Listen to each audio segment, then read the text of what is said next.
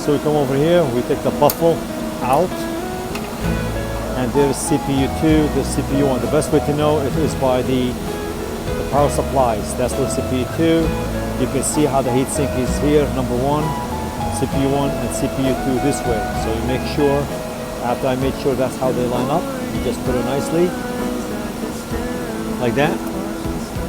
And the way to do it is you gotta remember 1, 2, 3, and 4. So look, if I'm doing it with one hand, it's really not that hard. So you do 1, and there is 2.